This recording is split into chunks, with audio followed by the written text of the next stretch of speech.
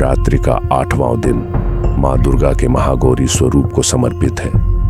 महागौरी यानी वह देवी जिनका रूप हिम की तरह उज्ज्वल, चांद की तरह शीतल और करुणा से भरा हुआ है। प्राचीन कथा के अनुसार जब माँ पार्वती ने भगवान शिव को पति रूप में पाने के लिए कठोर तपस्या की थी तो उन्होंने वर्षों तक घोर तप किया। इस तपस्या में उन्होंने अन्न जल तक का त्याग कर दिया और केवल वायु व पत्तों पर जीवित रही।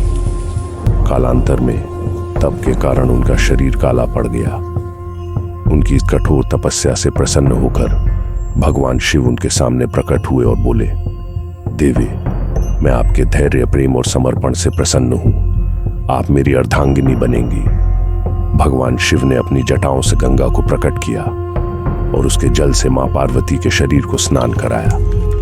गंगा के पवित्र जल से स्नान करने के पश्चात उनका वर्ण हिमसा उज्ज्वल और चांदनी सा श्वेत हो गया। उसी समय वे महागौरी के नाम से प्रसिद्ध हुई। महागौरी की 4 भुजाएं हैं, एक हाथ में त्रिशूल, दूसरे में डमरू, तीसरे में अभय मुद्रा और चौथे में वृद्ध मुद्रा। वह श्वेत वस्त्र धारण करती है और वृषभ पर सवार होती है। उनका यह रूप निर्मलता, शांति, तपस्या और भक्तों के कल्याण का प्रतीक है। मां महागौरी की उपासना से जीवन की सभी बाधाएं दूर होती है। भक्तों को असीम शांति, सुख और समृद्धि प्राप्त होती है।